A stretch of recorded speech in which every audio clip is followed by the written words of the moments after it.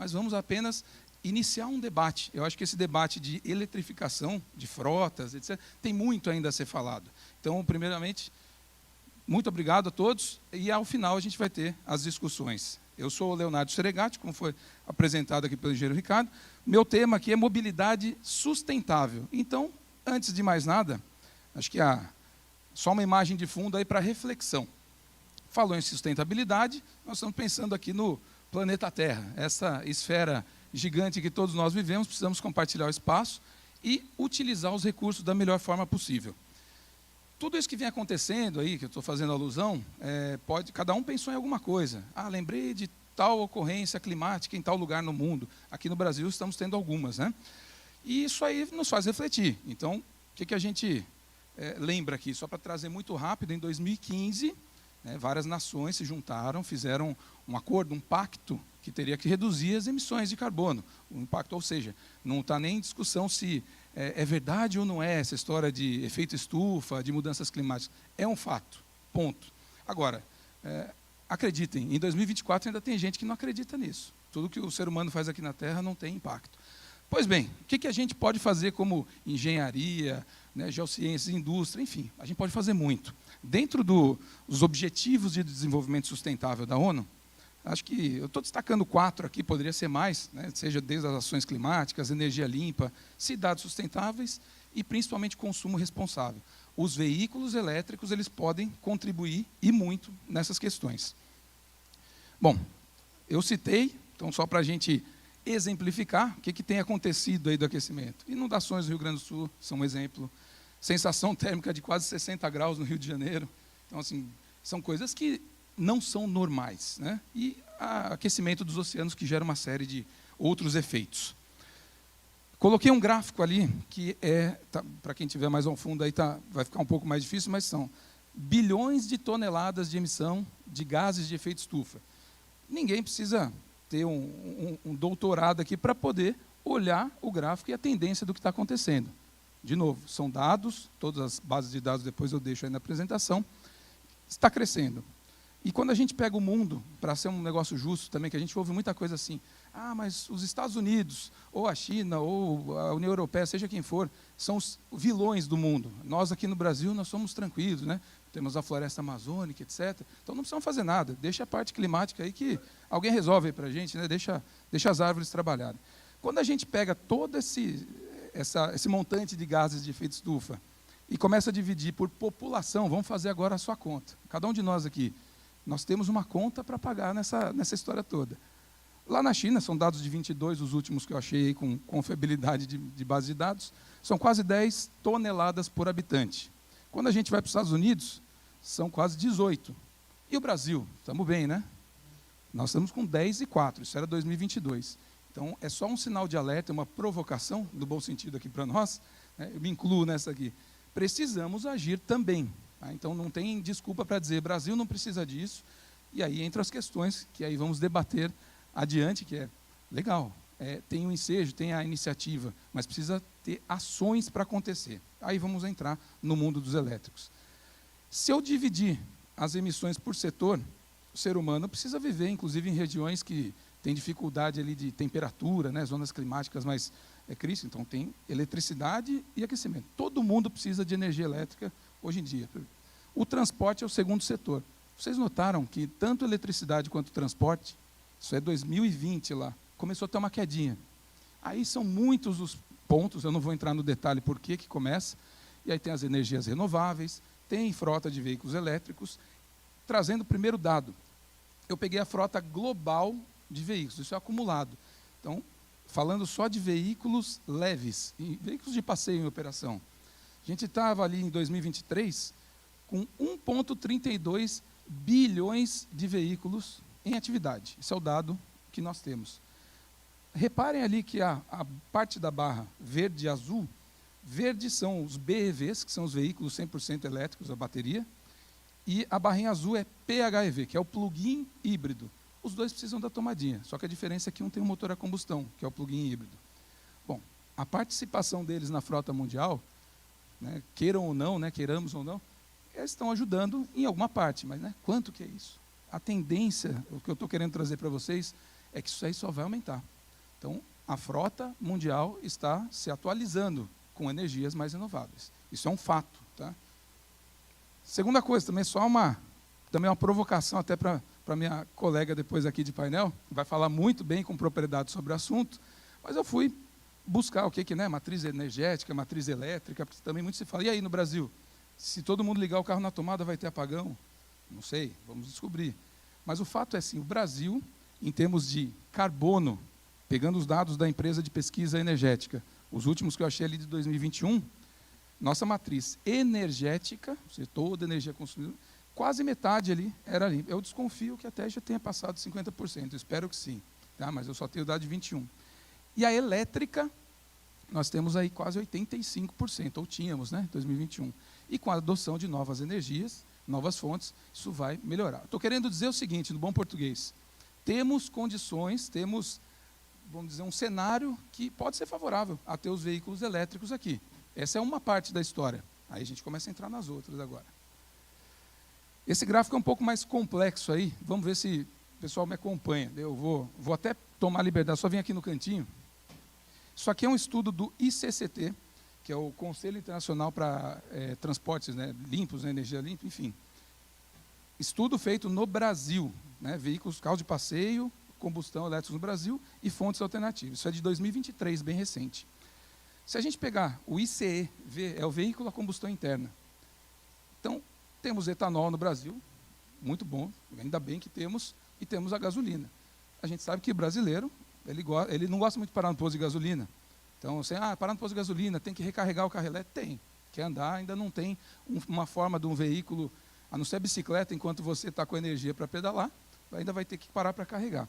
Mas quando a gente compara impacto de carbono, então foi feita aqui uma média dos veículos a combustão, tanto para compactos, médios, SUVs compactos, mostrando que dentro da matriz brasileira, falando de carbono, de emissões, faz todo sentido para a contribuição ambiental. Então, aquela história que a gente escuta, né, talvez os senhores e senhoras tenham escutado assim, mas veículo elétrico tem que ver onde é fabricado, porque dependendo de onde for, ele polui mais, né, ele gera mais impacto para o planeta, então não é solução. Isso é um estudo, tem vários, tá? Fato é, em qualquer cenário, em qualquer país, tem estudos na Indonésia, que basicamente queima carvão para gerar energia, é viável. Lógico que a diferença é menor. Então, só quero trazer para vocês também esse dado, para quebrar o mito. Afinal de contas, o carro elétrico, ele, sim, como tecnologia, ele está pronto, ele pode contribuir muito bem para o nosso meio ambiente e tem outras vantagens, né? Eu estou só no ambiental por enquanto. Aqui, para também não falar, né? Aliás, tem outros painéis e outros temas aqui durante a semana que vão tratar só de biocombustíveis, parte de hidrogênio. Eu, particularmente, adoro o tema. Não é porque eu trabalho numa empresa que é de veículos elétricos que a gente também não pesquisa e não vê as demais tecnologias. E como brasileiro, eu torço muito para que dê certo. Porém, hoje, na tecnologia que temos, dependendo da forma que você adquire hidrogênio, pode ter impacto maior, até mesmo que um veículo a gasolina. Vale a mesma coisa para a energia elétrica e assim por diante. Suficiente. Acho que é a primeira parte que eu queria passar, essa conscientização primeiro. O carro elétrico ele é viável, a tecnologia existe e o Brasil tem condições que favorecem essa adoção, do ponto de vista sustentabilidade. Agora, e quando a gente entra mais na engenharia, fala, legal, carbono, mas vamos explicar um pouco melhor. Eu peguei alguns dados aqui da Agência de Proteção Ambiental Americana, né, EPA. Quando a gente põe 1 litro de gasolina no tanque do carro, 1 litro de gasolina que você pagou, vai ter uma perda, obviamente, do motor, que é grande. Tá? Isso aqui não são dados do Leonardo, tá? São dados aí do governo americano, fui buscar essa fonte. Eu acho até que tem caso que é melhor, tem caso que é pior. Chamadas perdas parasitas, tudo que está pendurado ali no correia de acessórios do motor, tem que, né, ar-condicionado, direção hidráulica, por aí vai. Depois eu tenho perdas na transmissão, sistemas elétricos auxiliares, vai me sobrar, vamos fazer a média ali, 200 ml de cada litro de gasolina que eu coloquei no tanque. Então, agora, tirando a questão ambiental, que eu já falei bastante, eu acho que também tem uma questão financeira, uso de recursos, sustentabilidade, que afinal de contas nada mais é que isso. Pode ser a sustentabilidade do nosso bolso, da nossa empresa, né, do órgão público, os impostos que a gente paga e por aí vai. Muito bem, quando a gente vai então falar assim, parar para pensar desse jeito até dói, né? que 75% a 85% do que a gente paga está indo para o ralo. Pior, aí eu sou obrigado a voltar no ambiental. Além do desperdício de dinheiro nosso e de recursos, porque custou dinheiro, custou tempo para extrair, seja petróleo ou qualquer outra fonte que seja, também deixa uma poluição para trás. Quem mora em grandes cidades sabe do que eu estou falando, problemas respiratórios, etc, etc. Então, o veículo elétrico também tem um papel nessa questão de saúde. Mas, para comparar, se ali sobrou 20% da minha gasolina que eu paguei lá, o litro, vamos ver no carro elétrico fazer a mesma conta. Coloquei meus elétrons ali, a cada quilowatt-hora, né, que é a unidade de medida ali do acúmulo da bateria. Para carregar o carro, eu tenho uma perda, porque o que está saindo ali do carregador aqui na parede vai ter uma perda. Eu tenho que arrefecer as baterias, tem perdas inerentes aí do processo. Então, vamos pôr na conta, para ser justo. Só que o motor já tem uma eficiência assim, sensível, para não dizer outras palavras, né? Arrefecimento, como eu citei, ainda tem uma contribuição significativa, e os sistemas auxiliares. Só que eu tenho regeneração no carro elétrico. Como eu tenho um motor / gerador ali, como queira chamar, tem fabricantes que usam separados, tem um que faz no mesmo componente eletromagnético, fato é que eu consigo até 22% recuperar. Então, no meu balanço, até 90%, vamos falar assim. Então, vamos lá, gasolina, 20% do que eu paguei chegou no fim, aqui chega a 90%. Então, falando de sustentabilidade do nosso bolso, e aqui com a vantagem que não vai emitir 1 grama de CO2, NOx ou qualquer outro gás que circula pela nossa atmosfera. Então, guardem isso aqui, porque, na minha opinião, é uma das explicações mais assim, simples e verdadeiras, com base na simples lógica. Essa tecnologia supera a tecnologia dos veículos a combustão, mas ainda tem os híbridos, e é uma boa solução para o Brasil, que aí tem a ver com infraestrutura, carregamento, soluções, coisas que a gente vai abordar aqui mais à frente. Quem não quer falar muito assim do engenheirês, vamos transformar em número. Eu peguei, segundo dados do Inmetro, do Programa Brasileiro de Etiquetagem Veicular, quanto que o carro consome na média, né? Peguei um da empresa que eu trabalho, eu posso mostrar o carrinho, pus R$6 o litro, que isso aí é conforme a ANP, da mesma forma, 80 centavos é uma média do quilowatt dentro do sistema da ANEEL. Bom, quilômetro rodado, custa 46 centavos por quilômetro ali, perdão que está errado ali a unidade, e 11 centavos ali no elétrico. Então, traduzindo, para fazer conta rápida, é 4 vezes mais barato em média, depende do carro, depende do pé, depende de um monte de coisa, mas 4 vezes. Quem falou isso de novo não é o Leonardo, Inmetro. Senhoras e senhores, não sei se já tiveram a curiosidade de ver que todo carro que vai comprar zero, ou basta entrar na internet, PBEV, Programa Brasileiro de Etiquetagem Veicular, que inclusive eu vou falar mais um pouquinho, porque a gente vai falar do programa Mover, que é algo novo aí no nosso setor automotivo. Mas são também fatos para ajudar a entender de onde sai esse número. Só tem uma palavra, eficiência. Eu mostrei eficiência, aqui eu estou provando com números o que ele faz na prática. Seguindo, né, mais uma parte da transformação que eu falo aí, serve até para os meus colegas aqui de painel. Para ter transformação, para haver transformação, precisa ter normas, programas, incentivos de N fontes, da iniciativa privada, dos fabricantes, dos governos, sejam quais esferas forem. Aqui só 2 fotos para mostrar na Europa. São zonas de baixa emissão ou de ultra baixa emissão. E entendam, emissão não só do gás de escapamento, mas também de ruído. De novo, quem mora em grandes centros sabe que, dependendo de onde você mora, do horário que você está, pode ser que uma noite de sono não seja muito boa. Os hotéis que a gente fica, somos enquanto aqui, ontem acho que o presidente falou, somos quase 6.000 pessoas aqui, acho que durante essa semana, cada um, né, espalhado aí pela cidade hotel. Com certeza alguém vai escutar algum ruído à noite oriundo de transporte na cidade. Bom, eu sou paulistano, né, não preciso nem falar de São Paulo. Então, segue o jogo, né, como diz o pessoal. Então, tem um papel fundamental, sim, pensar em normas e políticas. Que aqui no Brasil, eu resolvi trazer aqui para nós refletirmos. Se voltarmos lá em 2012, surgiu o Inovar Alto, né? Então, assim, sempre essas datas que eu coloquei não é a data efetiva que iniciou o programa, é quando foi sancionado, por assim dizer. Então, tinha empresas que candidatassem, deveriam investir em pesquisas, os veículos deveriam atingir determinados níveis de redução de consumo, e deveriam aderir ao Programa Brasileiro de Etiquetagem. Muito bem, então foi um começo muito bom.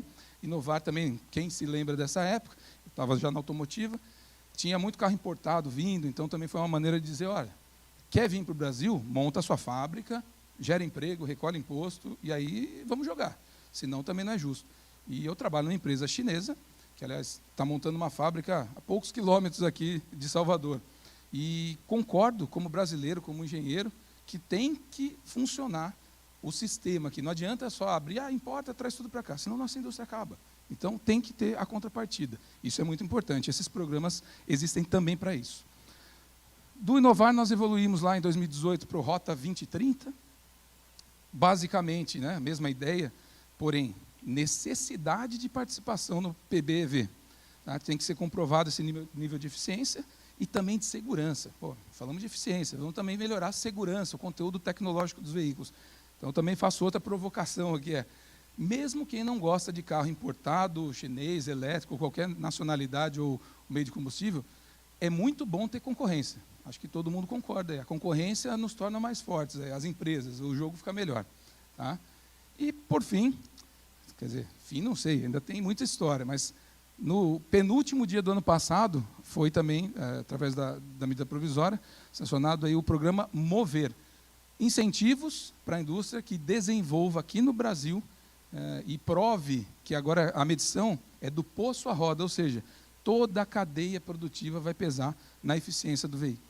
Tá? Então, isso aqui muda o jogo. Na verdade, a meta ainda é a mesma, reduzir emissões, mas a principal diretriz do programa é a eficiência energética, através da etiqueta ali, como eu falei. É um programa bem sério. Tá? Todos os fabricantes, todos os modelos, todos os veículos têm que passar por isso. É homologação.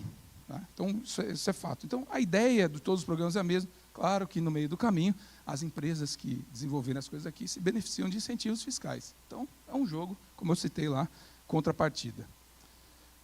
Apenas como um caso, né, falando também, cidade de São Paulo, segundo o relatório aqui do ICCT, que era 1% da frota circulante, que era do transporte público, foi responsável, né, no ano 2018, por mais de 20% das emissões ali de NOx e material particulado. Então, temos que fazer alguma coisa também.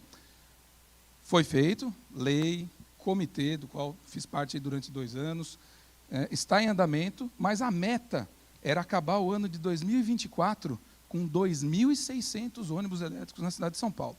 Depois, senhoras e senhores, pesquisem, longe desse número, tem alguns ônibus em circulação, e aí a reflexão e os motivos eu deixo para nós depois debatermos aqui nos desafios que tem. Se fosse fácil, estava lá com os 2.600, mas estamos no Brasil, na nossa realidade, então acho que tem que ser discutido. É apenas para citar aqui, tá, pessoal? Um vídeo rápido, passando aqui também um caso de Bogotá, vamos lá, Colômbia, vamos falar de... dá para fazer ou não dá? Já que eu falei de ônibus, Bogotá é a maior frota de ônibus elétricos, possui, né, a maior frota de ônibus elétricos da América Latina, são quase 1.500 ônibus. E aí tem a questão do carregamento, vamos ter estrutura, vamos ter pessoal preparado para lidar com essa tecnologia. Bom, 1 minuto o videozinho.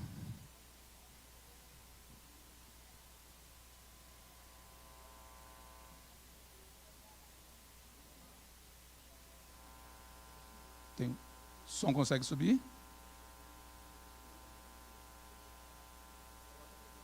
Está saindo aqui. Perdão, então, só vou voltar aqui, tá, pessoal? Me desculpem. Vamos por aqui que a gente vai...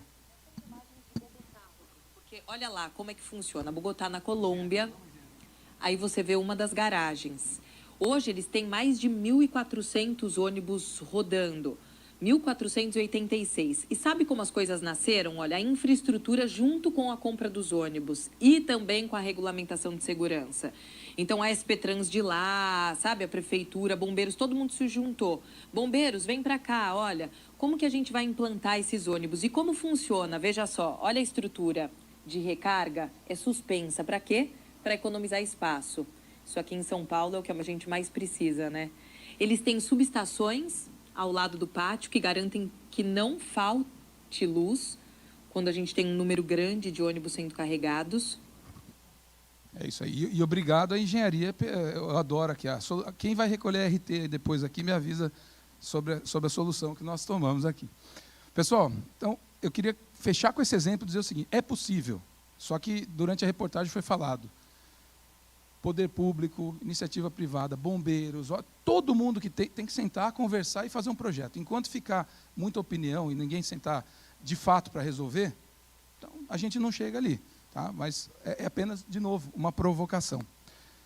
Falando aí, já seguindo aí para a parte final, sobre segurança, eu não vou, obviamente, adentrar, mergulhar no tema de segurança de veículos elétricos, que dá uma tese de doutorado aqui. Então, vamos apenas dizer o seguinte.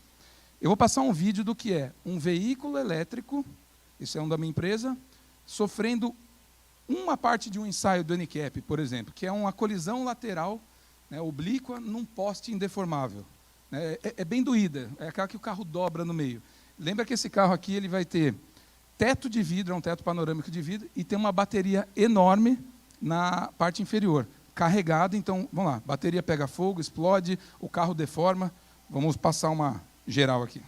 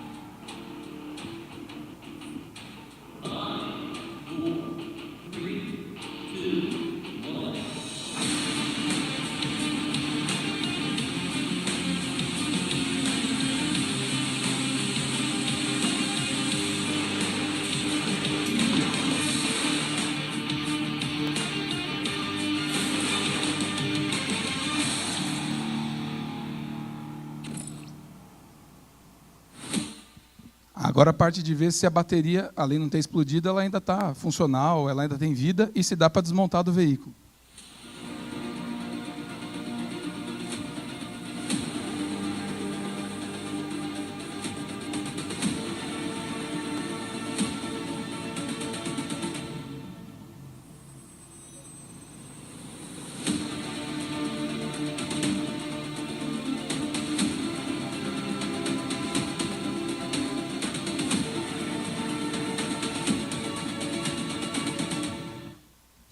É isso aí. Então, é para testar a segurança e, como eu sempre digo, vale para todos os veículos fabricantes. Carro não é tudo igual, né? Não era combustão, e não é diferente nos elétricos. Tá? Então, tem testes, tem comprovações, e os dados são públicos para quem quiser ver. Aí, já na parte final, para encerrar, fogo, né? A turma pensa, e o fogo? Eu vi vídeo de fogo em veículo elétrico e tal.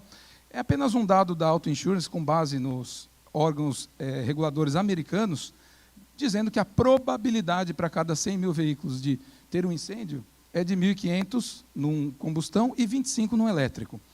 Eu não estou dizendo que pega, não pega fogo, etc. e tal.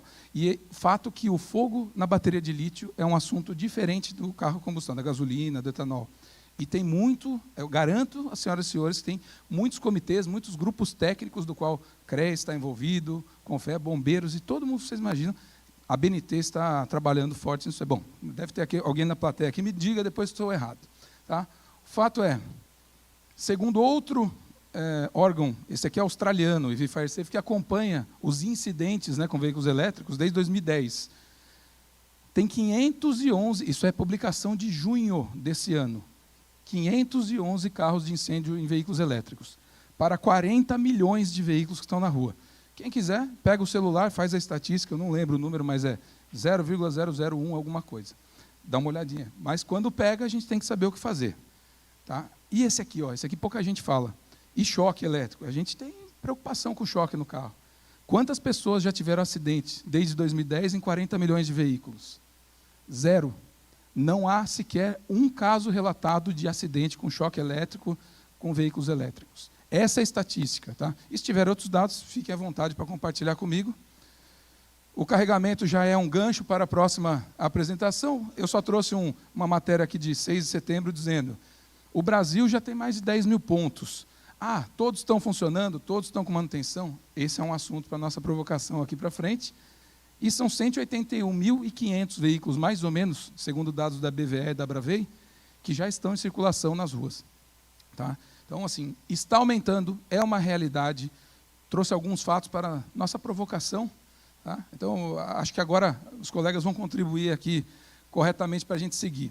E, para finalizar, eu fiz um juramento lá quando eu me formei, acho que muitos de nós fizemos, e dizia, em parte dele, que eu devo trabalhar para o bem-estar do ser humano, devo respeitar a natureza e contribuir para a preservação do equilíbrio ecológico. Eu acredito que os veículos elétricos eles têm um papel fundamental nesse juramento, que eu e muitos de nós fizemos, e assim espero continuar cumprindo. Pela atenção, muito obrigado.